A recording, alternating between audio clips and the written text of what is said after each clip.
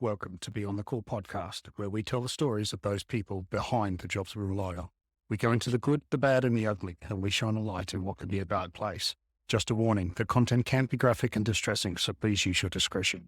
Please like and subscribe to your podcast platform and our social media. And if you have feedback, I read every single one. Let's get on to this episode of Beyond the Call. All right, folks, welcome back to another episode of Beyond the Call. Today, I'm delighted to have a guest that some of you may know. His name is Matt Checchin. Matt is a former NRL referee. He's been an NRL official for over 20 years. In total, 570 matches, according to my information, and that includes being touch judge and video referee. He refereed 3 grand finals, 13 international test matches, and he retired in 21. Matt, welcome to the show. Really appreciate your time. Thanks for having me. Appreciate it. So we're going to start from the beginning, and then we're going to go through, and obviously there's a lot to discuss. Where did you grow up? I grew up in a suburb of Sydney called North Ryde. The folks bought there in 1973. Back then, I still remember it was a street full of fibro homes. We were the only family to have a brick house in the street because it was covered in balustrades, being Italian heritage. Yeah, and that's where home was. I went to the local Catholic school, primary school, and then to Holy Cross College in Ryde. And how were you as a student? Oh, average at best. Doesn't work to potential, disturbs others in class. That type of comment was offered on his report card. I left school at year 10 and struggled in school. And I always just put it down to being intellectually challenged, I suppose. However, about 10 years after I left school, I went and got my pilot's license and absolutely nailed it. And you know, the math and the calculations used to get that is really, really complicated. So for me, if I have an interest in something, I take it on board. And if I don't, it's just a waste of time. Fair enough. And that's the problem with the system, isn't it? It doesn't allow for people to learn in their own way. Agree. When you were at school, what was the childhood dream? What did you want to be when you grew up? Aspirations growing up, you know, the first thing I remembered ever wanting to be was, you know, at the age of 12, and that was a referee. Back then, it wasn't a full-time gig. All your referees were pretty much school teachers or policemen generally. And it was, you know, they trained once a month and they went into their game of the weekend and that was kind of it. It was a supplementary job at best. But I used to get dressed up in front of the telly with my whistle in my hand and my uniform on and referee the game of footy that was on either, I think at the time, the ABC and Channel 10. We got 2 games a weekend. And then I used to kick a footy around the backyard to myself with a whistle in hand. And we had a retired neighbour out the back called Joe, and he used to commentate games between Manly and the Tigers because he was a Manly supporter. That's kind of all I wanted to do. I got the paper round so I could practice my whistle. I become quite obsessed. Yeah, it's quite bizarre. Why refereeing? It seems it's not a common choice. Why refereeing? What appealed to you as a young fella? Oh, look, I enjoyed the game. I wasn't very good at it, but I do enjoy officiating it. I used to referee my dad's soccer matches, the Old Buffers soccer matches. When I have played cricket, I always put my hand up to umpire when it's our turn to fill in. There's something about adjudicating or officiating that I really enjoy. I did it last week. I play in a twilight cricket comp here now where I've moved. We can never get umpires when it's our turn to do it. And I screamed at it and loved it. Plus, they give you 2 stubbies for every innings that you're umpiring, which is good fun. When did refereeing become like a full-time job in the NRL? It was when Super League came about. It would have been around about 1994, 95. Yeah, that was one of the things that Super League brought, not only a massive increase in pay for the players, but professionalism for officiating in rugby league. There were, I think it was Tim Mander, Bill Harrigan, Steve Clark, and 2 or 3 others who got offered Super League contracts, and then the ARL followed suit basically to keep their top officials. And then progression was very much on a part-time basis. I always kept a job while I was a full-time NRL referee. It suited my officiating. You know, very early on, a refs coach I had, Robert Finch, who was an ex-football coach. You know, I had an opportunity, a second chance basically at refereeing, and I said, I'll give up my job Kennard's, the equipment hire company that I was working at. He said, I'll give you this opportunity on one condition, is that you keep your job. I looked at him quite startled. Most coaches want you as committed and dedicated as possible. He says, Matt, when you dedicate yourself to something, you tend to overdo it. You read more into things. You're the type of sportsman that is best when distracted, juggling several things at once. That's probably one of the most valuable things any coach has ever helped me identify about myself, because it's really good for me. Often, to be a good sportsman or good at anything, the more dedicated that you are, the more committed you are, the more successful you'll be. And that just does not suit all people. And, through my progression in footy and getting to know several players, there are plenty of players that the same. There are your super dedicated, super committed players, and there are others that just do it for sheer pleasure and enjoyment, and they're just as good. So, I was looking at some statistics for a referee, just from your fitness and operational sort of, the way it goes. An NRL ref runs on average about 10 kilometers a game. You got an average heart rate around 85% of your maximum heart rate for the majority of that, and you're making over 400 critical decisions every game. How do you train for that? Oh, look, it's, the physical aspect. You would assume, because of the physical demand that officials have, that the younger you are and the fitter you are, the better official you'll be. And there's nothing further from the truth. Towards the end of my career, I was in the bottom third of the pack from a conditioning type scenario. My urgency around the field was probably about 70% of what it used to be. However, my composure and my decision making was better than it ever was. It dropped off quite quickly once I got to a certain age. That's when I knew to call it stumps. Towards the end, people call it shortcuts, but I just did. I had a good feel for the game, a good read for game awareness, and that allowed for less physical demand and less mental pressure in knowing when to adjudicate on something or when to simply let it go. Positioning and that sort of thing, I guess, becomes more second nature. Yeah, it does. Position becomes second nature, and in officiating in rugby league, sometimes you can be in a very poor statistical position and come up with a very, very good decision, because there's so many moving facets to the game. There are players that are continually moving. The ball's rarely in view, and you're dealing with decisions at speed. Very different to, say, a cricket umpire or a tennis umpire, where you've got fixed lines, fixed angles. And that's why video type scenarios in those games suit them much better than in rugby league. We say rugby league's very grey, and it is, and it's what we love about it, but it makes officiating extremely subjective. And that's why I was very poor in the bunker. I was good on the field, having a feel for something and knowing when to jump in and when to jump out, but I don't analyze things well. I'll look at 3 different camera angles and come up with 3 different decisions, which isn't good when you're in the bunker. And I guess that's the frustration that people see at home, is that they see 3 different decisions with 3 different camera angles. When it is subjective, you're going to see it through your own eyes. Oh, totally, 100%. I remember once we had 30 referees, the top referees in Australia, in a room, and we told half of them to leave the room and looked at the same decision. The only difference between the 2 decisions was one had commentary, the commentators from the game, and the others had that commentary muted. The decision by the 15 that saw it with the commentary to a person was 100% different to when the other 15 watched it without the commentary. That tells you that not only do we have especially if you support a side, a bias towards a side, but you actually see with your ears. And that's why a good bunker official now is someone that can explain and communicate what they're seeing. So they're actually, I suppose, guiding the audience and guiding the commentators into what they're seeing and the actual decision that they're coming up with, rather than just going, oh, no, Troy, how did they come up with that? Didn't they see this? Didn't they see that?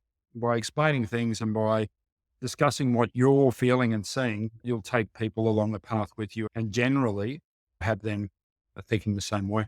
You think there's scope to improve the viewers' expect or experience with the bunker, where we can kind of go in and see how it works, or is it something that needs to be Yeah, you think how it is right at the moment. Look, I think the more exposure anyone can have with officiating, the better. We have people that have been in our game and at the top of their game in different fields. People like Wayne Bennett, um, people like Brad Fittler, Cameron Smith, that come in and see how we do things as officiating, what we have to do and how we have to think and process things, and also in the bunker. And they nearly all of them say to a person was, I had no idea. I used to, Wayne Bennett said, if player does something wrong, just penalise it, just penalise it. They'll learn, they'll react, they'll change, just penalise it.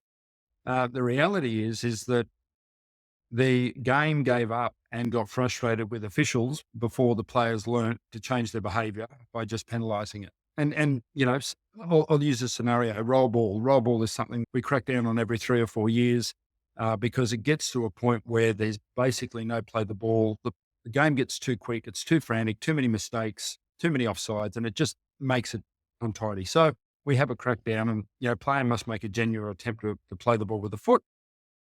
And for the first half of the season, everyone goes through a great deal of pain because officials don't like penalising the side in possession because generally it's the side that's defending that will infringe.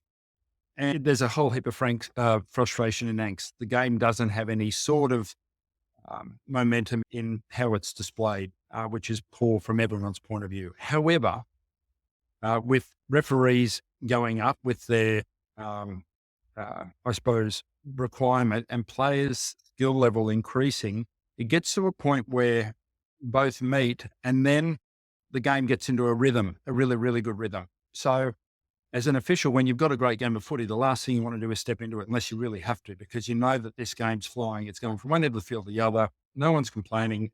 No one's got time to, moan about anything. And towards the end of that season, you start to let a few roll balls go. And the game accepts it because it was a great game of footy. That goes on and on and on and on and on to the point where, unless we revamp it every 3 or 4 years, it becomes like scrums have become today.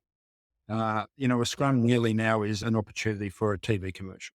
There is no contest. There never has been. But, people complain about that. But the reality of a scrum was, when I fell in love with the game, was you'd refeed the ball 2 or 3 times every scrum. And often a game of footy would be decided by a scrum penalty in front of the post. So it caused a lot of stop-start. And now we've got pretty much a generation of player that has never had to push in a scrum.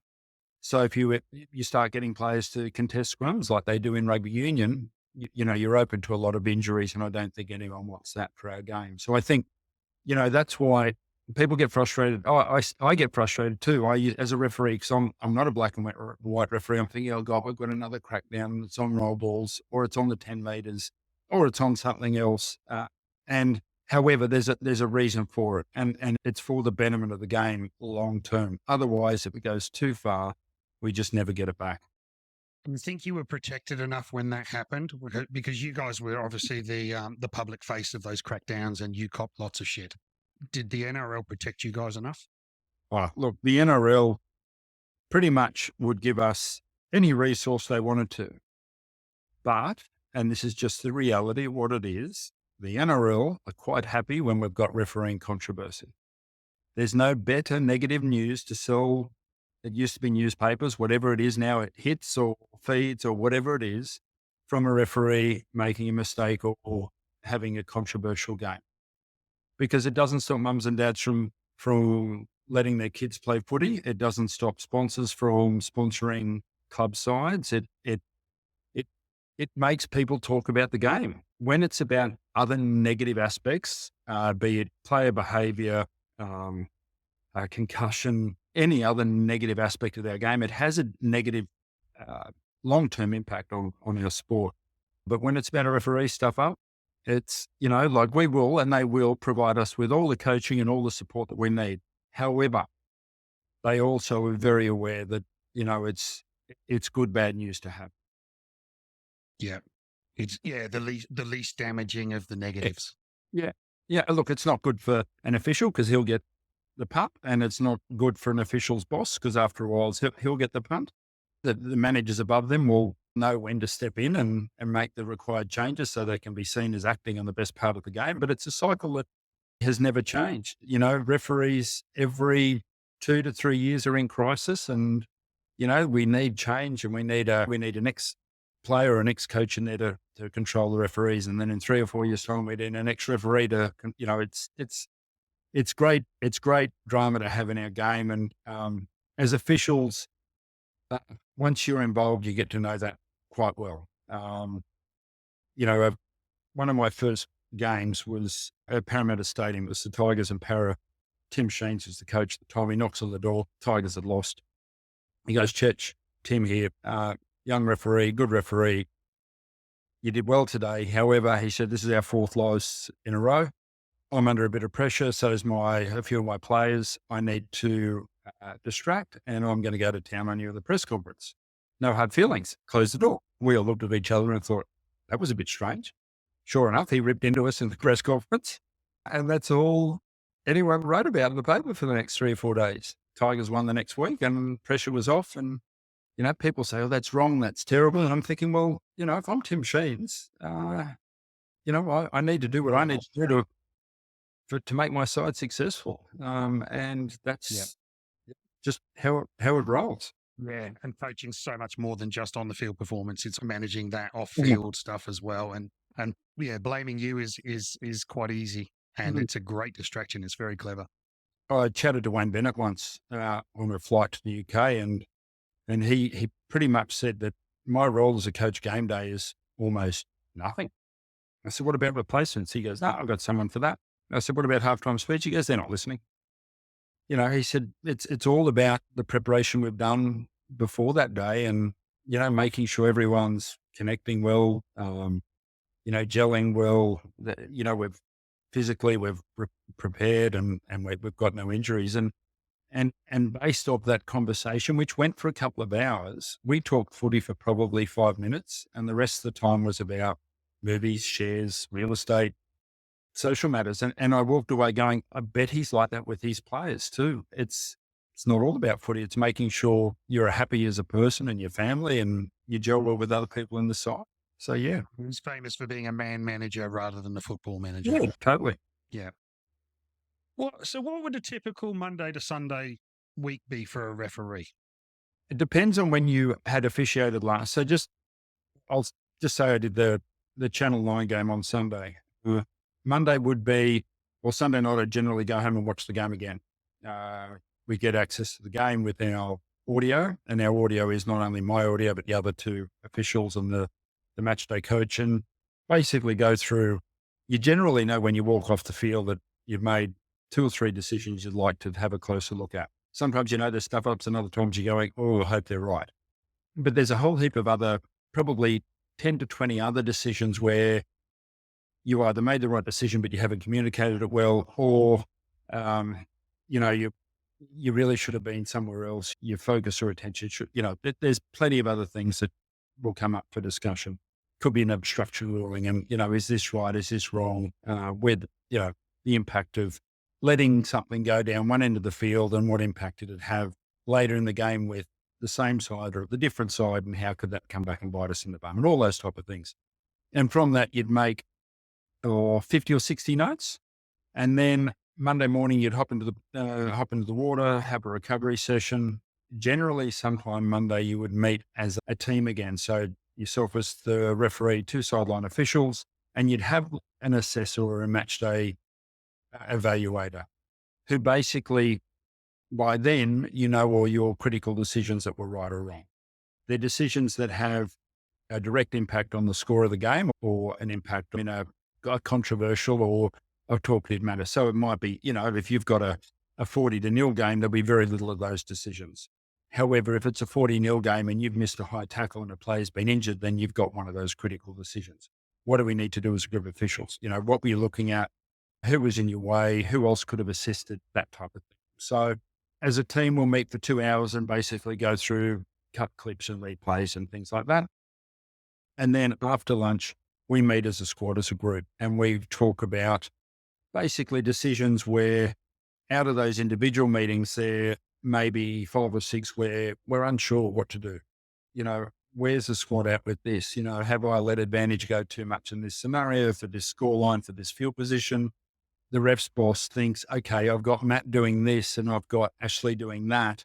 I need to get the squad closer together. And they're two examples to have. So then we'll have a discussion.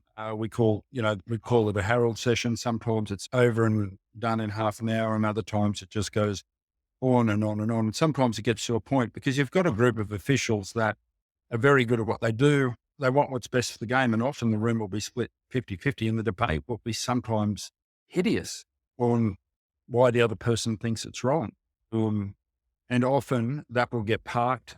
Tuesday is generally an off day. That was a day where we could commit to our family or could commit to another form of employment.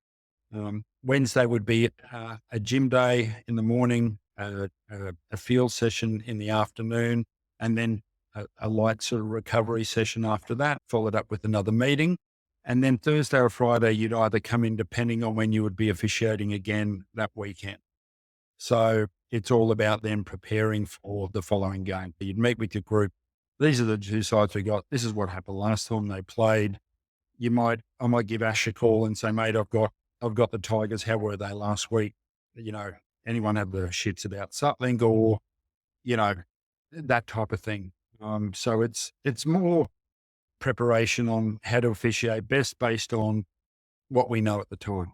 Now, some officials do that to a great deal and other officials don't do it at all. And I was one of those. I felt every time I went into a game expecting something or preparing for something to happen, it didn't. And I was instantly off guard.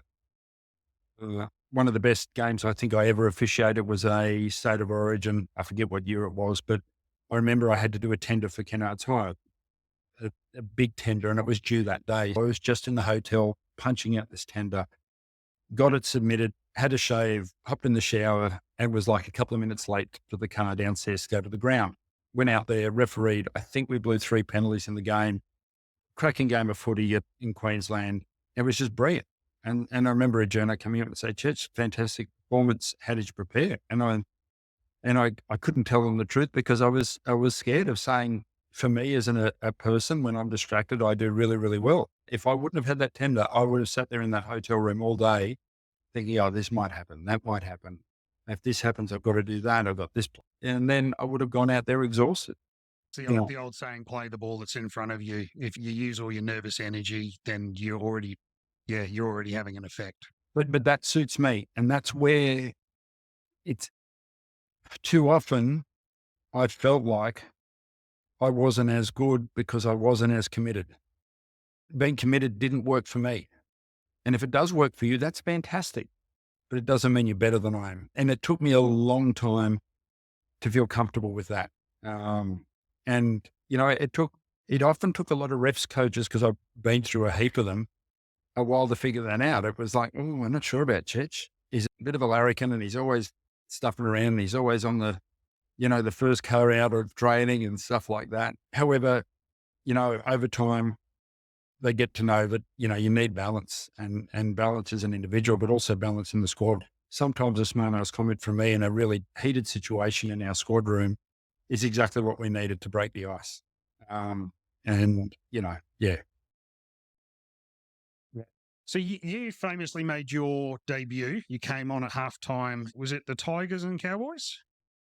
No, it was Tigers and Cowboys was my first full game. My halftime game that I come on was the Warriors and I think they were Northern Eagles at the time. Manly were in front, 16-0 at halftime. Stephen Clark was the referee. He went into a game with a bit of a dodgy calf. It got to the point where he basically got the hook at halftime and was told to collect it. So I went out there, refereed, run around like a headless chalk, went in to award a try at the very end to the Warriors. I wasn't sure, couldn't see the ball. Went up to the video referee, and I'm pretty sure that if the try would have been awarded, they would have won the game because it was 16-0. The video referee back then had a choice of a green light for a try, a red light for no try, and a yellow light for I've got no idea. The video referee at the time was Michael Stone. He comes back in my first game and goes, I've got no idea. It's 16-0. It's back to you. And I genuinely had Nice. no idea whether it was a try or not. It was one of those held up ones. I just could not see the ball. I did what I suppose I was always taught, and that was to lean on the rules when unsure, and that was the benefit of the doubt goes to try scoring side. And that was the simplest way I could do it. I ordered the try, and that was it. How common are injuries to referees? Yeah, really common. I was lucky, never had one. I got dropped plenty of time from stuff ups, but never from injuries. The older you get, a lot of referees do calves, hammies.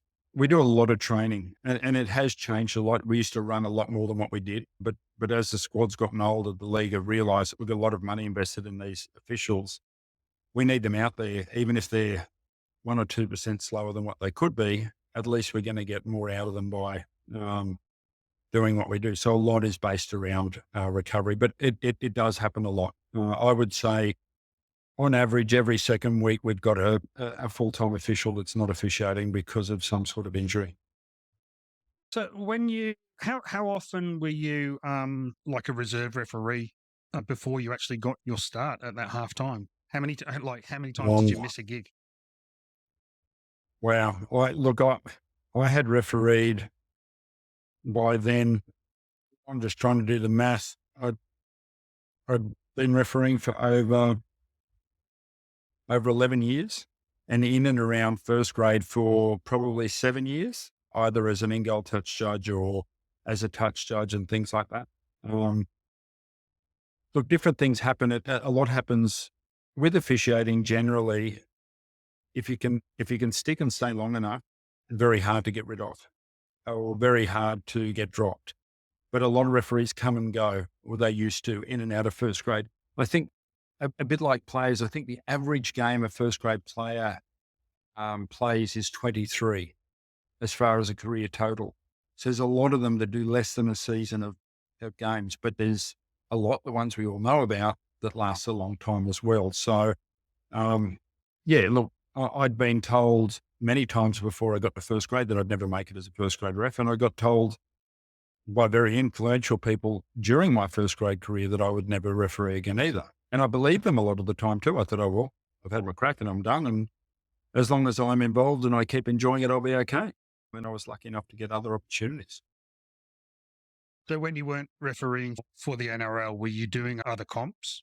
Yeah. So back then it was called Metro Cup, which was basically a shit fight every weekend. It was full of wannabes and has-beens. It was really hard and tough, park footy. I was pretty fortunate. I did that for so long. I think that's where I got my really good man management skill from, to referee that type of footy. It's not about accuracy. It's about giving a lolly to you and a lolly to you and knowing when to step away from someone. So if you're getting flogged by 30 points, I may only take you back 9 meters and I might take the other side back 11 because no one benefits from a one-sided game. The more tackling that you do, the more tired you become, the more ill-disciplined you become, the more likely you are to hurt another player through poor tackle technique. It's just not good for anyone. So I do it as an official. If I can, I make sure you get the ball when you can to give you a break from tackling. The other side's leading by plenty. It's that type of man management. Unfortunately, the contradiction to that man management is poor accuracy, because to do that, you've got to make poor decisions. You're doing things differently, different sides. You're not going by the letter of the law every time. Biggest criticism is consistency. We want referees to be consistent. That is absolute, utter crap. Because if we were consistent, we would be blowing 30 penalties a game. And I've been down that path and no one likes it. So, I get a little bit of yuck in the back of my throat every time I hear that coach say or commentator say, all we bloody want is consistency. That is just crap. What we want is referees to get involved when we think they need to, or to stay out of a game when they can. There's always criticism of the feel of the game, but you're saying you have a feel of the game and you're doing your best that you can do to sort of massage that feel of the game in a healthy way.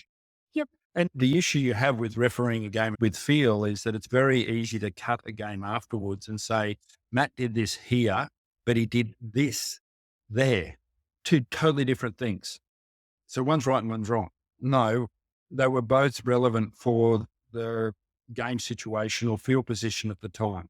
Almost impossible to coach other than to go through with experience, and even harder to justify. So my bosses about 10 years ago started to try and justify everything. And you can do that with accuracy and stats, but in doing that, you're taking away a lot of that feel for your officials. And that's probably the most, for me, what wasn't, it wasn't frustrating what I copped in the newspaper or I copped from social media. The most frustrating thing for me was trying to officiate it in a way that was enough to please my boss, but also enough to get a good game of footy. And that was really, really tricky because, my boss at the end of the day could justify his job with statistics for a certain period of time. But if the game got jack of poor officiating through stop-start play or poor games, guess what? My boss was the first to go.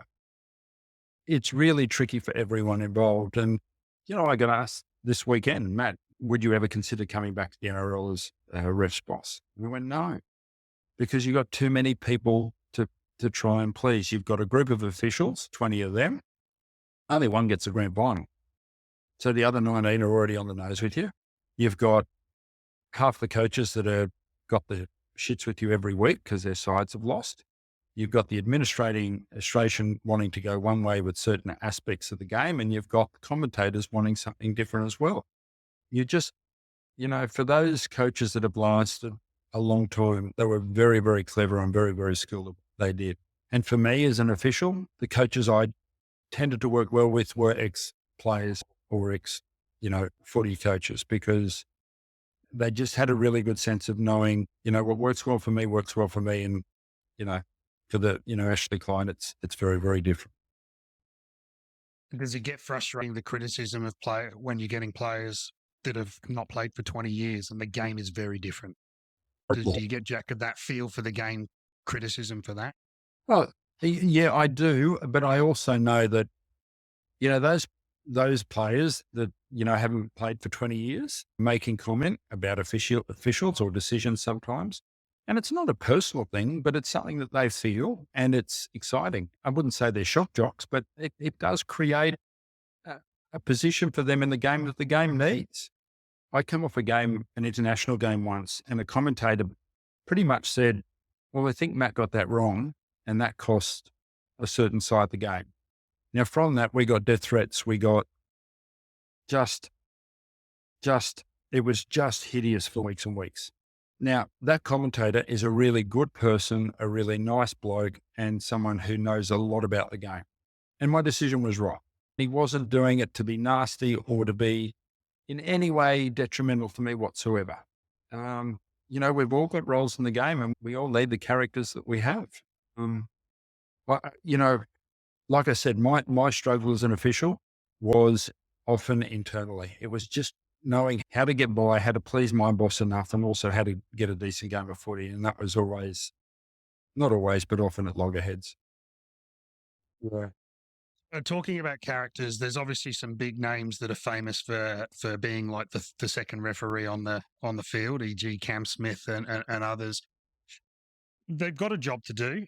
And, I've been a captain of a sports team, and your job is to have conversations with the referee. How do you keep them out of your head when you're making decisions? Was it something you struggled with, or was it just a conversation and then it was forgotten about?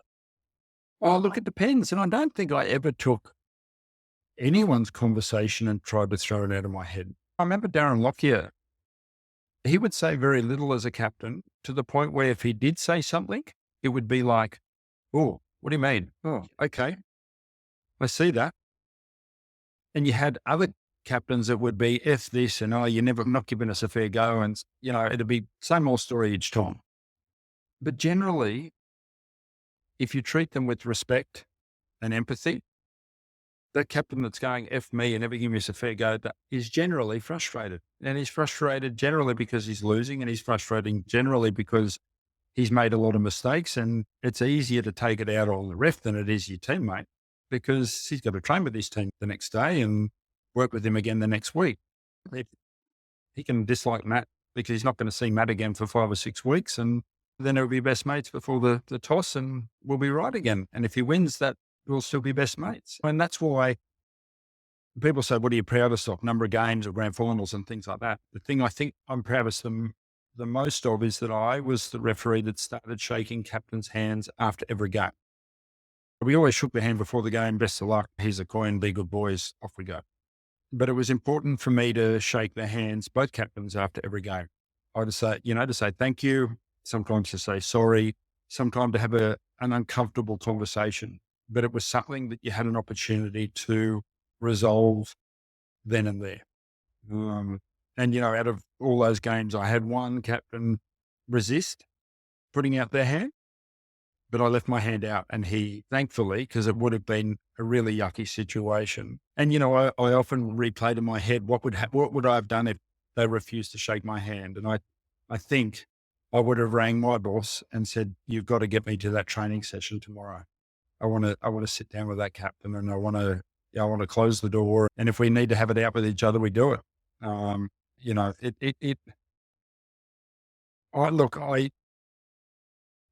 When they said things that were hurtful and nasty, they have to be acted on, but they're never personal. It never lasts for a long time. I remember one of the big stuff ups I made was a 7 tackle in a semi-final in 2013. Cronulla was awarded a try on a 7 tackle, and they ended up winning the game by 2 points. There were dramas everywhere. It was supposed to be the World Cup that year. That got cancelled and all that type of thing. I remember going to Neil Henry in New Zealand for the Nines, and I said, Neil, you got a sec? He goes, yeah, Chich, what? I said, mate, I want to apologise. And he said, stop. He said, sharp. And I thought, oh, here we go. I'm going to cop it here. He says, don't apologise. He said, mate, I had Jonathan Thurston lose the ball twice in that second half, just drop sitters. He doesn't apologise because he didn't mean to do it. It's just part of the game. And I went, wow. Like in the heat of the moment at the time, of course there's disappointment and it's real. Oh, fuck. I've lost this game of footy and I've prepared my team so well all year, and it comes down to 7 tackle try, but it also comes down to my skipper losing the ball in the second half, my winger not diving like they could have done to score the try in the final seconds of the game, and hundreds of other decisions. They know that. But at the time, it's, it's the ref's fault.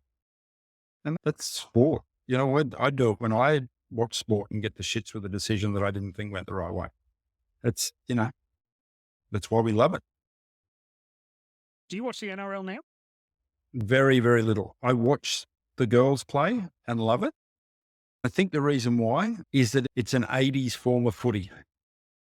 2 in the tackle, not particularly quick, a lot less complicated, still plenty of skill, but a simpler form of the game. I actually like watching the girls play footy more than the guys. And I think, again, that talks to me as a character, as a person. I'm not a complicated person. I'm not an analyst or someone that's in statistics. I like the big hits. I like the simplicity of things. But no, I don't. And my brother-in-law is Grant Atkins. My sister got married to him just over 12 months ago, and we'll have conversations when he visits or through the year and stuff like that. I had a call from a referee probably about a month ago. He was struggling with the decision. Something happened in the game that he thought he did the right thing, and the game come down heavy on him and said, Chech, what do you think? What would you have done? And I said 2 things. I said, one, I haven't refereed for 4 years. I don't know what the feel of the game is. I said, you know why you're asking me, because you did what I would have done and you just want to feel good about it. And I said, mate, that's just not how it goes. Give it time, and in time you'll go, okay, I did the right thing, or you know what, I probably shouldn't have. But, as an official, from what you've told me, you've analysed the situation, you made a judgment call, and it's one of those great decisions that either way you would have been screwed. If you would have jumped into it, you would have had just as much drama, probably more the other way. It's just one of those things. Yeah, absolutely. Okay, you were saying before about it was never personal, and so you came out as gay in 2012, and from what I can tell, it wasn't entirely your decision to come out as gay. There was a bit of background pressure that made you do that.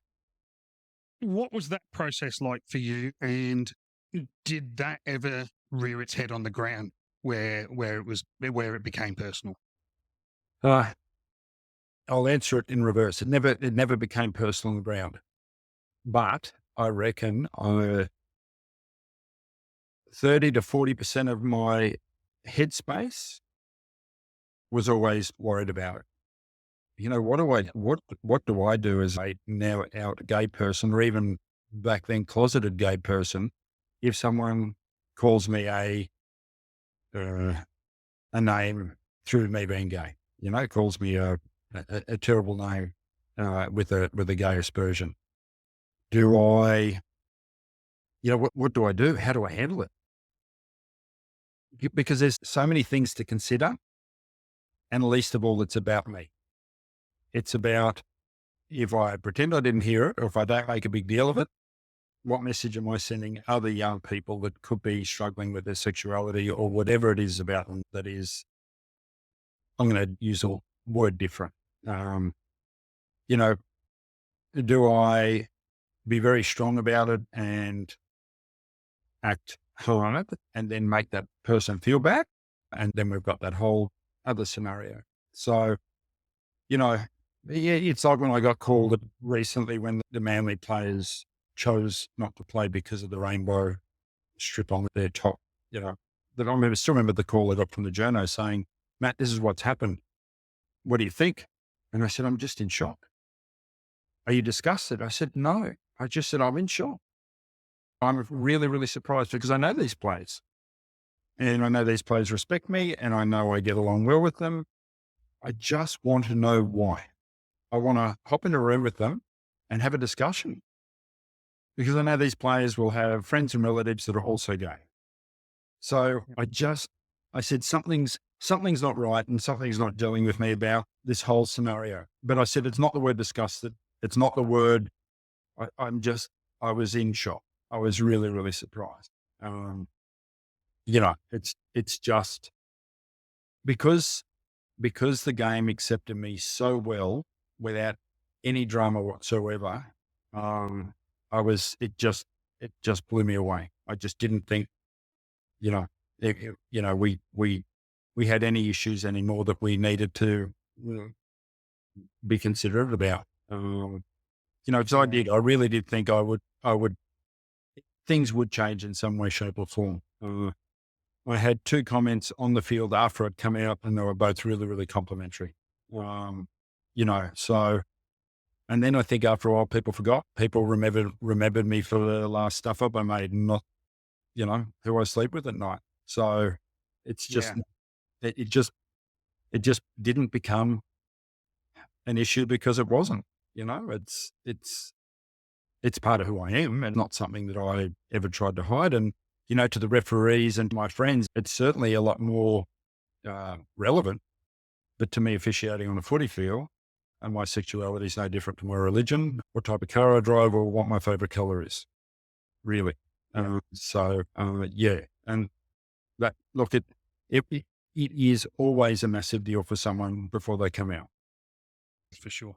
But my experience is after doing so, whether it's to the NRL in this case, or to my mum or my dad, it's always gone a lot better than I worried about. Do you think reactions like the Manly group are why we're not seeing a gay person out in the NRL at the moment? I mean, how many have we got? Over 500 players. So statistically, there would have to be a couple, just based on statistics. So there would be a few that you would presume would be in the closet, at least publicly. Do you think that's why it's still a culture? I think possibly yes, but I think to individuals still today, and I can only speak about me and my experiences, before you come out, it's a massive deal. And that's why when there's anything adverse towards people's sexuality and how it's taken, there's always an impact. And to people that are struggling and struggling massively, that impact can be fatal. And that's where it's really, really, really serious. So other things where I've faltered, I'll often use gay words in a muck around jovial way around friends and officials. And I got pulled aside once by an official, someone I respect incredibly. And she said to me, Matt, you really got to be careful about making comments like that. And I said, why? I said, I'm totally comfortable with who I am. And you know that. And she said, but you don't know who else is in the room and what they're going through. And I just went, oh, fuck, you're right. She said, because they're seeing you and they're seeing how you react and they're seeing the words that you use, and they could be doing them a whole heap of harm. I had no idea because I was comfortable, because I was okay, and because I wanted everyone else to be comfortable with me. I'm very much, this is who I am. Let's bring it all out. But to other people, I could be making them feel worse and pushing them further away. So yeah, look, to answer your question, I don't think what happened with Manly is the reason why we've got players that haven't come out yet. I think we've got players that haven't come out yet because to them it's a very big deal and they're worried about being treated differently by their friends, their teammates, their opposition. It does, whether you like it or not, it adds a different level to things and the level of complexity. Like I said, 30% of my melon was taken up by far out. What happens if someone calls me a faggot and how do I react? Yeah. You know, Yeah. And it's, there's plenty of gay people in other, even in WNRL, in Australian soccer and in women's soccer, it seems to be a lot more culturally accepted, and easy is the wrong word, but there's a lot more publicly out in those spaces. I can imagine the first person, obviously Ian Roberts was the first NRL player to come out as gay post playing. So the first person who comes out when they are actually playing is going to get a lot of noise. That's the hard part. look, and they will, you go back to Ian Roberts and yes, come out post playing, and his book was tremendous for me because it helped me identify who I was, because I didn't identify as a gay person because I thought to be gay, you had to be a certain way. I had no exposure to gay people. He took his partner with him on a kangaroo tour back in, I think it was 90 something. Teammates knew about it. Everyone accepted it. Everyone was great about it. I just think a story like that is such a good one to tell. If it was okay back in the 80s or the 90s, surely now it's kind of just nothing. So I think a lot of noise will be a lot of noise that I got about it. It was front and back page for a day or two. And then that player is going to get judged on, how well they pass, run, catch, kick, tackle, and all the other things. So, yeah. How did the process affect your relationship with the media? So I'm going to fill in some blanks, and correct me if any of these details are wrong. But for those that don't know, you were approached by a journalist a couple of years before you came out. He was going to break that story. You managed to negotiate waiting till your son was finished grade 12. Yep. Then he came back and said, okay, has he finished grade 12? Yep, cool, let's go. Mm-hmm. Yep. It's pretty much exactly what happened. And two things that I think need to be highlighted. One is when he called me and said, this is what we've heard, we're going to be running the story tomorrow. I hung up, I rang the NRL person in charge of media. He said, they'll run the story tomorrow. Get off the phone from me, call your family straight away, prepare them. When the journo rang back and said, we've agreed to hold it, I was just flabbergasted. I was blown away. Like, I'm just thinking, wow. Now, obviously enough people knew within the game that it wasn't a secret, because it wasn't a secret with the ref squad, and it really didn't become a secret. I am trying to think it was 2001 when I came out to the squad. So, it would have been known. So there's no issue there. But when that journo rang me and said, has he finished? I'm doing the math. He's finished HSC. I said, yeah, come on, bring it on. And let's do this. And it was a really, really good experience. Well, I don't regret the way it happened. I don't regret holding it. Or, in hindsight, maybe I didn't need to. I think my son's mates would have been okay. However, I remember what I was like at my son's age. Everything was magnified tenfold. If there was 10% noise about it, that's 100% in his head. I wanted, as a parent, to try and prevent that. Yeah. Yeah, that's good. So we're going to get into a bit of the dark stuff now. Obviously, the abuse. So you mentioned before, and I don't know if you'd call it the mistake, but I looked at your Facebook profile and then the stuff that's publicly, for example, when you joined a job, and I clicked on some of the comments there, and they're vile. They are vile. Did you ever cop anything from the public to your face that has, even come 1% of what's on Facebook, etc., etc.? Absolutely never. Never. Like, you get it on social media, and the other time you get it as an official is you're running up the tunnel. If people had guns, you'd get shot every game because they're red. They've lost it. You are just discussing your filth, your vile. And that feeling is very real for those people at the time. Now, surely I've bumped into some or a few of those people in life by being out and about. Never been an issue. Now, I had the odd comment, oh shit, give the Eels a fair go next time. You stuffed up last week, and I'd either have a laugh or go, oh, which decision? What didn't you like? And every time it would be an okay conversation. I never walked away going, oh, I feel threatened. I feel, and I think they walked away going, oh, Chech isn't a bad bloke, or shit, he said sorry, or shit, I understand why he made the decision he did. So I think as human beings, we're allowed to act and feel very differently when we're behind a screen or behind a barrier where that person that we're abusing and being disgusting to can't defend themselves. And that's not a good trait we have. And I've done it. Absolutely. It's, realistically, you shouldn't be able to type anything that you can't say to a person's face. Agree. So your son grew up, he was old enough to read some of this stuff. Mm-hmm. How did that go with your son and then with your partner? Well, with my son, I still remember, when the game where the death threats come from, he said, Dad, he says, can you take my name off your Facebook page? He says, because he had his first son at the time. He says, I'm scared that something could happen. Someone might throw a rock at home. They tell you they know where you live, and, they're going to kill you or they're going to get you. He was genuinely, he said, Dad, I do love you, but he said, I just want you to take me off everything. And I understood. I didn't feel offended or ashamed or embarrassed, or I felt guilty.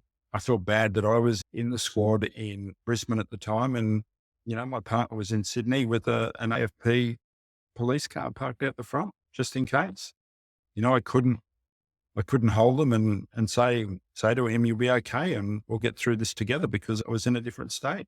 And look, abuse for family and friends, in my opinion, is always much worse than it is for the official themselves, because there's a part of us, rightly or wrongly, that has become conditioned to it, and it's part of the course. But I don't think it should be. And I often harp on about this. Far North Queensland, for many years, have had a zero tolerance to abusive officials in junior sport. There's no second chance. You make one comment, you're out. You're gone and you don't come back. And it's so refreshing to go to footy matches where get them on side or give us a fair go it's never heard. It just doesn't happen. And what we've noticed is we've had a lot more officials come out of Queensland into the squad now than out of New South Wales. I think the reason why is the ones in New South Wales are the thick-skinned officials that have made it through all that garbage. How do we know someone that doesn't have a thick skin is a better official? Why does having a thick skin become a skill set for an official? How many are we losing that aren't? And it's got to start at all levels. And I remember being in a rules meeting once, and please don't ask me to name names, but it was raised that how about we get rid of the $10,000 fine for coaches after press conferences because it adds to the theatre and the drama.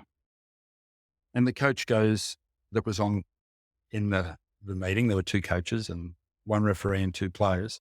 The coach goes, I know when I abuse Chech in a press conference, he doesn't take it personally. I know that. He knows it. I know it. He says, but what happens when everyone else sees me doing it? What are the coaches going to do at all different levels in all different games around the country? Do we want to be responsible for that? Do we want to say to everyone, it's okay to blame referees when a side loses a game? Because the reality is it's never about a referee. It's about hundreds of decisions in a game. Now, I know that when I've calmed down, but after a game, I'm not calm. So that $10,000 stops me from saying things that I shouldn't.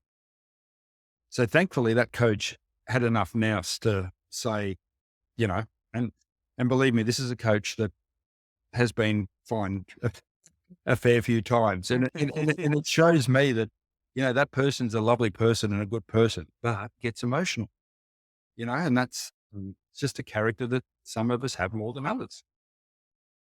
And the problem is, it's not just it's young kids coming through who are refereeing, and if they see it is open season on top grade refs, who the hell wants to go down that track? No, totally. And look, and I still to this day, whether it's at the golf club or at the pub, why did you want to referee? What you know? And when I say to people, look, there's something about me that likes adjudicating or being involved in decision making that I enjoy. It's really, really, they look at me often like, you know, are you all there? Like, why would you want to do it? And genuinely, I felt it was my happy place. I loved it. You know, I still remember walking out to Wembley Stadium to referee an international game once and going, shit, I was a kid that used to run around to Pat's Dundas under sixes on a Saturday, and now I'm here. Yeah, just lucky, really, really lucky to, you know, it was a dream of mine. I don't know why, but you know, why is my favorite color green? Why am I gay? They're all, you know, parts of us as individuals that make us as a whole. It needs everybody to be able to do everything. Otherwise, none of the hard roles in life would be done. And that's exactly why this podcast exists, because we want to look at the people behind these traumatic jobs. And I count professional refereeing as a traumatic job, as in the psychological trauma that you get from constant, you know, hatred, harassment, and criticism. It takes its toll. You know, and it's, yeah, if people like yourself didn't do it, we don't have a game. Look, and I'll answer you genuinely, and I'm going to contradict myself. I will say to you that I don't believe it has taken its toll on me because I feel comfortable and proud of the career I had. However, whenever I talk to someone about footy, mentally I feel fine. I feel really at ease with it. Physically, often I'll perspire. Now, getting the help that I've helped over the years, I've often asked, you know, what's happening there? And it's stress caused by trauma. It's trauma that I've mentally probably dealt with really well, but it's still trauma and it still has an effect and it affects people very, very differently. You know, cause, and it gets to the point now where Brent and I are out somewhere and someone wants to talk footy and I'll talk and I'll engage back. And afterwards, often he'll just put his hand on my shoulder and say, you okay, huh? And I'll take a deep breath and I'll look down and I'll be just wet. I go, oh shit, I didn't realize, you know what I mean? So there's certainly trauma there. And you know, and I often do think about it. I rarely think about the death threats. The negative aspect I still think about from time to time is the contradiction between what my bosses wanted and what I thought I needed to do. So it was all that internal stuff, you know, and I got help for the first time because at the time I thought my ref's boss hated me and was having all these conversations about me to everyone. And I remember sending this massive email to the sports psych saying, I hate this person. I'm going to quit. I'm going to leave. She said, come on, come for coffee. And sat down. She said, how you going? I said, okay. I said, everything I said in that email was true. She said, oh, no. She said, calm down. She said, I believe you. She said, how long have you worked for them for? And I said, 2 to 3 years. How long have you been feeling this way? I said, oh, for the last 6 weeks. She goes, okay. Has he changed in the last 6 weeks? I went, no. She goes, well, then who has? And instantly I realized that the issue wasn't him. It was me, because he's been the same person he always has been. The same coach, same individual. For some reason, there's a reaction in me that's different. There's something that's caused me to have all the conspiracy theories and the dark thoughts and the things like that. So, yeah, and that's why I say to people, you do a calf muscle, you go to a physio. If you're struggling mentally, go and get some help. It can sometimes be as simple as asking a few questions, answers you already know that you already know yourself, but just piecing them together. Like that sports psych didn't tell me anything. Just ask me questions to help me figure it out myself. And look, it's not always that easy. Some people have many, many sessions, require medication. Mental health means many different things to many different people. And to that same referee's boss's credit, I went back to them and said, I'm seeing a sports psych. And, this ref's boss was pretty old school. I wouldn't say it was new age. I got the grand final that year. So he still had faith in me as the best official in the game, even though he knew I was seeking mental health support. My common advice to people is make sure you get a psychologist and get therapy when you're well. Yes. So that it can prevent, but B, if you are unwell, you are not starting from scratch. Yeah, totally. And look, it's, I think, or my experience suggests that, like with anything, a lot of it depends on the connection you have with someone. If you try and get help and it doesn't work for you, it doesn't mean that getting mental health support isn't right for you. It means that you need to keep trying different people.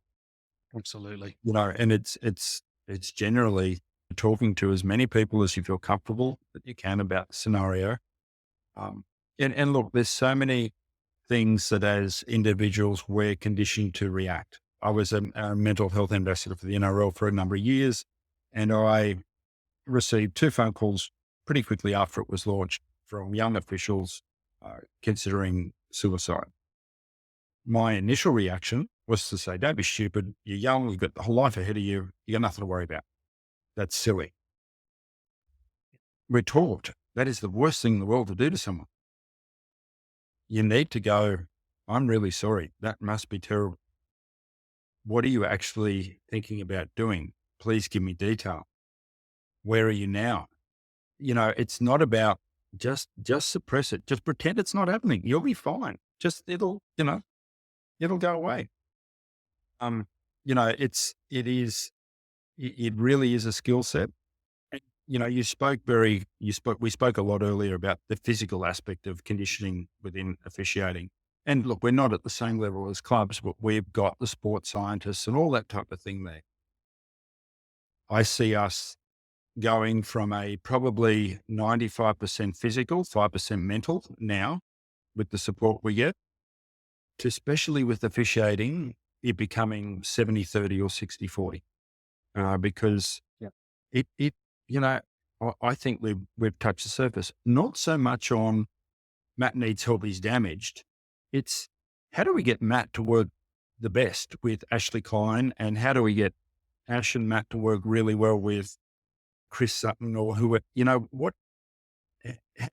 that whole other dynamic around, communication skills, trust, all that other thing that, really as footy clubs, we tend to worry about in preseason camps. And then it's, oh shit, now we just have to worry about winning every game and making sure our bodies are fine. So, and the other thing I'd also like to touch on is I used to wake up at 3 o'clock in the morning worrying about mistakes I'd made or comments that Phil Gill may have said about me or commentators may have said.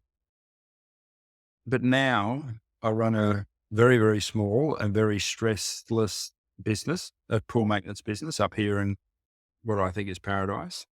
I wake up at 3 o'clock in the morning going, oh, I've got to turn that chlorinator up at, Mrs. Jones's pool tomorrow. I can't forget to do that. So now I'm waking up and worrying just as much in a role that from everyone else would be far less stressful. And that's why I say to people that ring me now saying, I'm in a really stressful job. I'm thinking of giving it up.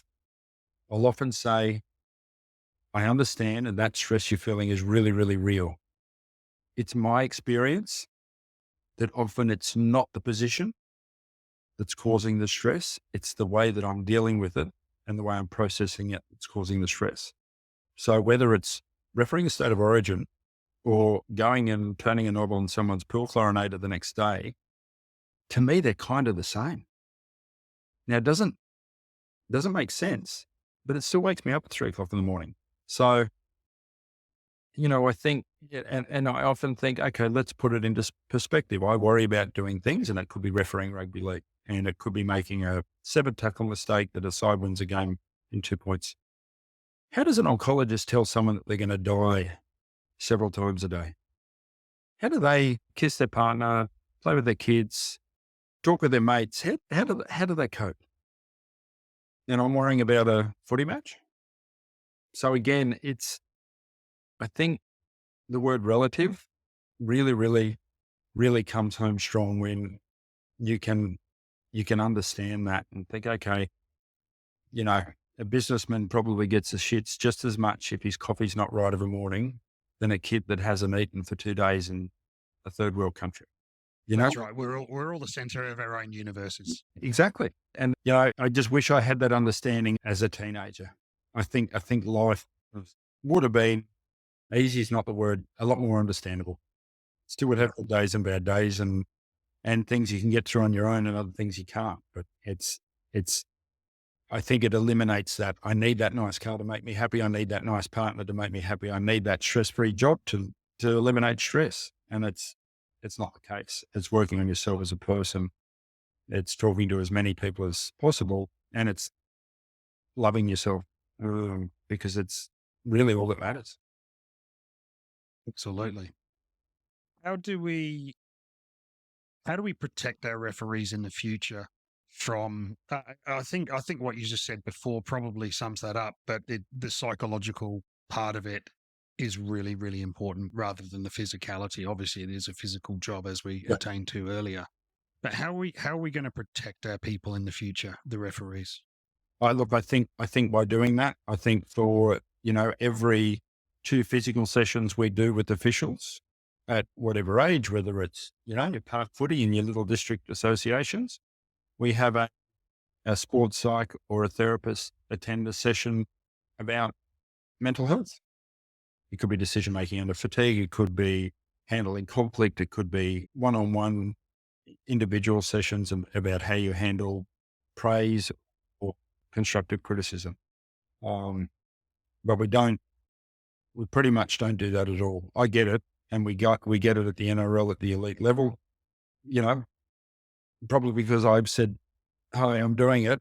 And it's kind of worked for me. And, but it's a job that comes with an inherent amount of stress and drama. The worst stress and drama, I believe, is the stuff you don't have control over. And so much an official does, you have no control over. We can miss a forward pass in a game that's 30-0 and no one will care. That game's 18-all, that ref's dropped next week and he's a terrible or she's a terrible official and won't be seen again for a number of weeks. That's not fair. It's the same mistake.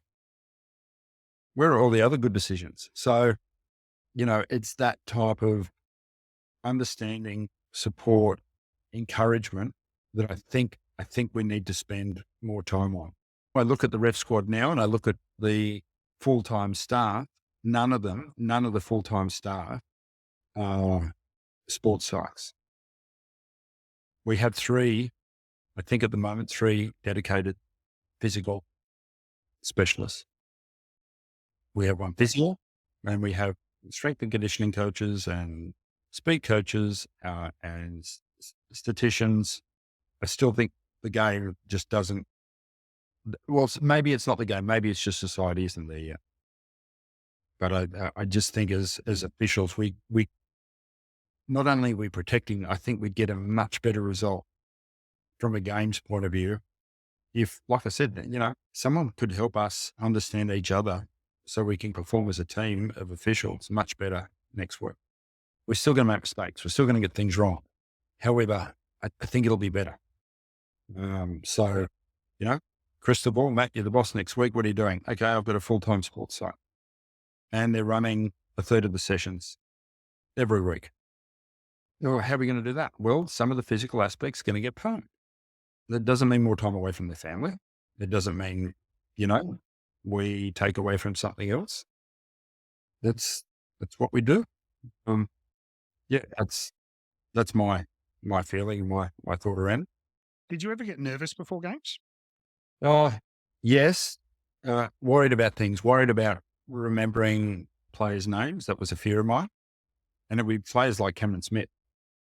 Like Cameron would sometimes come up to me, as he often did, and I'd go, Smith, what's his first name? That's how bad my memory retention was like sometimes. Brent would, quiz me on the way to a ground and go through from 1 to 13, who's this player's name, that type of thing. I'd worry about that. But generally if I was officiating well, once I blew the whistle, I didn't worry about that. I focused about the ball and went from one play the ball, the next play the ball, and tried to simplify everything as much as possible. If I was starting to worry about stuff, I knew I wasn't focusing enough. If I could hear the crowd, I knew I wasn't focusing enough. I was just going to ask, did you find a difference in a crowd of 20 versus 80,000? Yeah, especially when COVID came about and we had no crowd at all. Two things happened there. I felt the game felt slower. And the second thing was I realized that players hated me just as much as every other referee because I could hear every comment. When you didn't have a crowd, you heard everything. You really did. And I remember after a couple of weeks, I was going, I'm not loved by everyone like I thought I was because, a lot of it got drowned out. But it does. Crowds make a massive, and I'll say State of Origins at Suncorp are much easier and much better games to officiate than they are at, what do they call Olympic Park now? Whatever stadium it is. ANZ. ANZ, or Accor. Well, there you go. There's another sponsor I've forgotten. Very different. Because you lose that intense atmosphere. It's hard to explain and it's hard to quantify, but it does make a big difference. And then that's why I felt like semi-final footy was much better footy from a spectator and officiating point of view than it was the grand final, because the grand final, a lot of the crowd are there and they don't support either side. Where at a semi-final, you've got sides, State of Origins, you've got two sides where it's just, where grand finals, it's a bit, that's nice, where, there isn't that passion. Yeah, grand finals an event, and you often have to book it so many months before you even know who was in the side. I'm a Broncos boy, and I was at last year's grand final, which was heartbreaking for me. Yeah. But it was a dream when I booked the tickets. We were getting off a cruise ship the morning of the grand final, so we booked the tickets not knowing, having a clue who was going to be in there. Yeah. And I would much rather watch a game at Suncorp than I would at Accor. Yes. Yeah, look, it's just different. I love the boutiques that, like, I know I was a referee in that competition, but Leichhardt Oval is just special for me. It's, you get 11,000 there screaming and about it. It's just, atmosphere makes a big difference. I think everyone feels it. Does it alter your decision making? No. It's bizarre how people think. Often you'll talk to players and they'll say, "Oh, sorry, Chechen, I was trying to get under your skin." And I said, "But why would you? Why would you try and get under my skin? Do you think it's going to help you?" I said, "If I've got the shits with you and I don't have the shits with the other player and I've got a 50-50 decision, I'm not going to go with you. I'm a human." And they go, "Oh, I thought I'd be able to pressure you. I said, no, you just give me the shits. I don't like you when you're like that. If there's another player that hasn't given me the shits, they're going to get the ball. I think I speak for most other referees. And often players, they genuinely think, oh, send the captain up. You've got to get his ear. Well, if they've got something genuine to say and something that we can all get out of, yeah, sure, talk to the referee. But if you're doing it just to give him the shits, it's not going to work in your favor. It's dumb.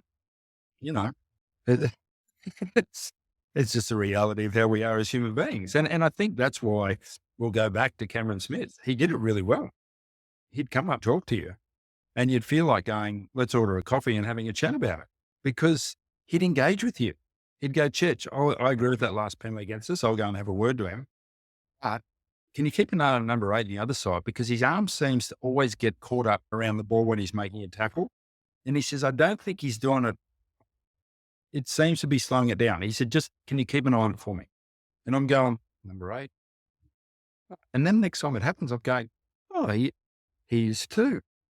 Where the other coach would go, oh, give us a fucking go. We're not getting the bounce of the ball, and it's very different conversations. So yeah, it does make a difference. Did you ever have a beer with players or coaches? No, and I regret it, because when I have refereed in the UK, you do. After every game, the refs go to a dinner with both teams, and it's a great opportunity to talk.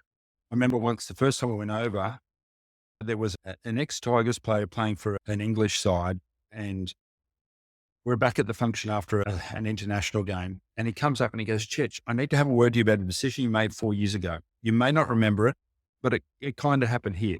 And I had no idea. I had not remembered it. Once I'd spoken to him about it or discussed it with him, he went, oh, I get that now. He goes, I've hated you for the last 4 years. And I said, we just don't get the opportunity to talk to each other. And that's why whenever we got asked to go and train with the players, as we do it a lot in the preseason, I used to jump, just love it, because they get to see you as a person that's not under pressure, that doesn't have a microphone. They see that you're, I use the word normal, but just like an everyday type person. You're approachable. You can talk to them. You're not under, time constraints or cameras or things like that. You can have a laugh. Unfortunately, the flip side to that is if I say something to you that could be taken the wrong way and that gets repeated to someone and that ends up in a news feed, and then you've got a drama. And it kind of, I remember it actually happened in about the 80s. There was a referee that was at a game on a Friday night, and he'd had a few beers, and he said something to a player that he was refereeing on the Sunday, and that got reported and that got out. And then it was kind of like a mandate after then.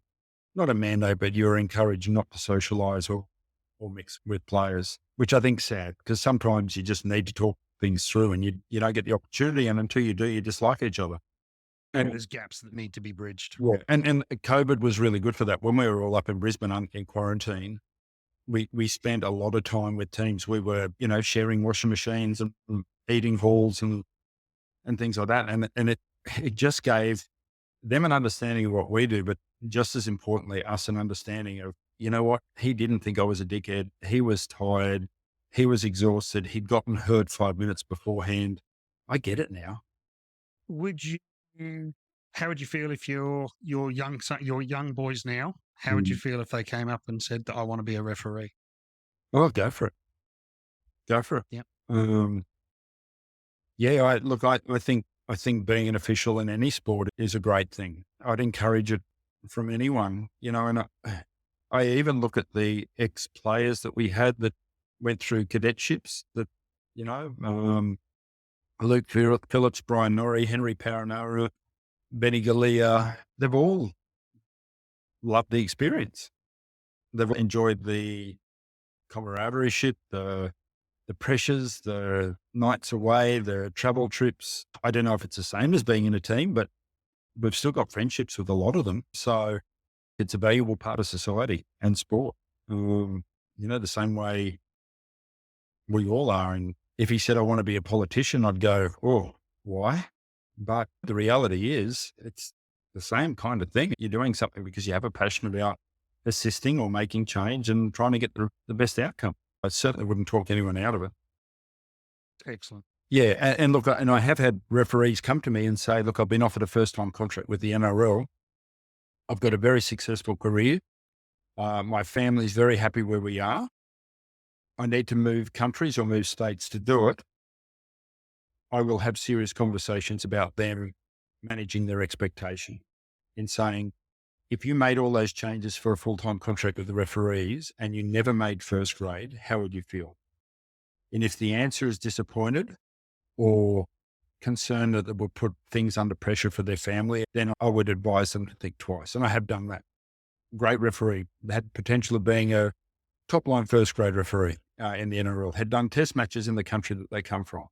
But after having discussions with them, I think I made them aware that getting to first grade, doing a grand final or doing a state of origin doesn't make you a happier person. And if you don't do all that, what sort of pressure do you put under, the rest of your life? And is it worth it? That's a very different answer to wanting to be a referee. What's your favorite memory of being a referee?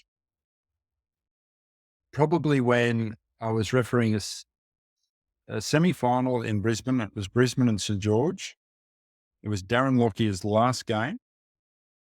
And I was refereeing with Tony Archer. It was when we had the 2-referee system in. And I remember I was refereeing at the time and play was being passed, and all of a sudden the crowd just exploded.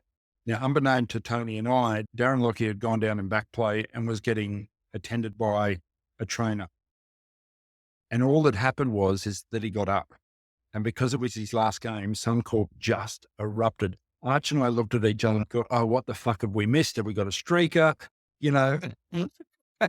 I remember that moment. I remember the Sharks Storm grand final where Storm had the ball in the dying minutes. Everyone assumed like we did that they were going to score and they didn't. Ben Cummins and I looked at each other and went, oh shit, they haven't won the game. That's unusual.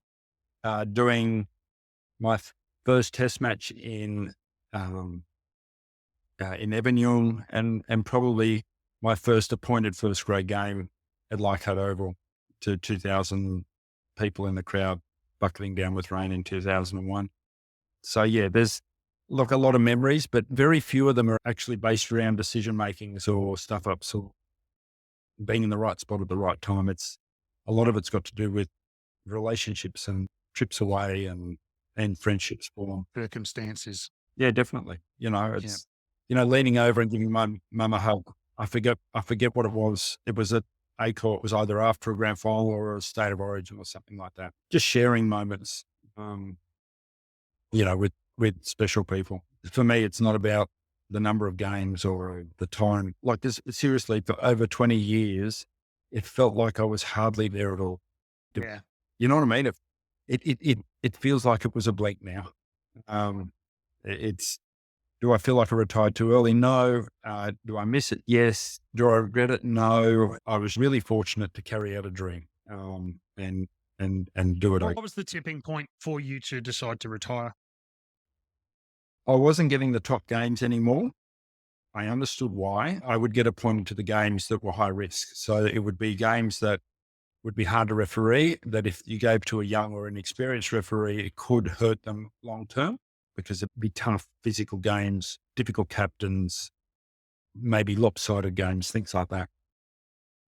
And I wanted those high profile top end games because in some ways they're a lot easier to referee because the skill level's better. There's less decision making. So there's less chance of making your stuff up. When you've got 2 average sides that don't have the skill level, there's a lot more natural decision making you have to make as an official. Did that ball get knocked on or knocked back, or was that forward or back, or was that high or not high? And just through sheer numbers, you're going to make more errors. You do a state of origin that's flying, you actually don't have to make a lot of decision because its skill level's so high. And the other thing was I couldn't feel comfortable making mistakes anymore. So I'd genuinely feel bad when I'd make a mistake against the player and saw that I caused them grief. So they'd blow up from a decision I'd make and I'd realize that decision is wrong. And then I'd genuinely feel bad. And the sports side basically said, Matt, your cup's pretty full. You've ticked every box you wanted to. Is there anything else you want to achieve in this game? And I went, no. Well, maybe that drive and that determination is the reason why you've now replaced that desire and that hunger with worry and concern and genuine, before it used to be, oh, well, that's part of refereeing. You're going to, make 10 decisions. You're going to get one wrong. It's unfortunate, but that's how it is. But towards the end, it was like, ugh, I feel really bad. I need to get up at 4 o'clock in the morning and go for a walk, or I need to buy a packet of cigarettes, or I need to. And the reality was I didn't need to do any of those things. I wasn't dealing with the situation properly. And collectively, between Brent, myself, and our sports side, being up in Brisbane during COVID, and it was a brilliant way to retire. I was around the referees and their families 24/7. It was fantastic. It was such a great experience. We'd be going out for dinners. We'd be having games of cards. We'd be looking after each other's kids. It was just a really special time to, I'd known all these people for over 20 years, or most of them, but never spent that much time with them. And it was just a really good way to say goodbye to them all. So yeah. How much longer before the last game did you make that decision? How much time did you give yourself? It would have been roughly, it was in that last year. I think it was either just before or just after we moved to Brisbane. I'm pretty sure it was just before. Because the decision, from my recollection now, is I rang my shrink and said, I don't know whether I want to go to Brisbane. I don't know whether I want to uproot Brent and make Alice Kim to come to Brisbane. I don't know whether I want to call it stumps. I think it was round 3 or 4 or something like that. And he goes, oh, and I went, what do you mean? Oh, he goes, you've done a lot in this game. Do you just want to disappear in round 3? You can if you want, and you can do whatever you want, but how would you like to finish? So chatted to Brent, and he said, well, look, Brent said, it could be an experience we'll never get again. And I really didn't think it would be as good as what it was. But it was just fantastic. It was really, really good, and so glad that I went. I missed out on the semi-final. It was only the second year in a row that I'd missed out on the semi-finals for my whole career. I was disappointed, but I understood why. I was never going to get the grand final, and it gave an opportunity to give someone else experience that could one day do the grand final. And then got that guard of honor in my very last game, which I'd never seen before or heard of before. Something that I, it was a fairy tale ending for me. Very, very happy. Matt, it's been an absolute pleasure to talking to you, mate. Thank you for sharing your experiences. I hope people get an understanding of the damage that they could potentially do by being these keyboard warriors, by seeing the human beings behind the job. That's what this podcast is all about, by seeing people that do these jobs. So, mate, thank you so much for your time. I really appreciate everything you've done through your NRL career. Without referees, we don't have a game. And as a fan of the game, I've certainly said my share of words towards referees, but ultimately, when people get personal, I've always drawn the line because it's without referees. Oh, look, it's so different to getting pulled over by a policeman for speeding. You've got the shits and you hate them, but they're the first person you call when you need them. You know what I mean? So it's kind of like that. And yeah, sure, the game wouldn't exist without referees, but I would not have got the opportunity to do what I love without the game. So it works both ways. To do what we do, as much as we do, we all love it. You couldn't not do it for any other reason other than that. So thank you for your time.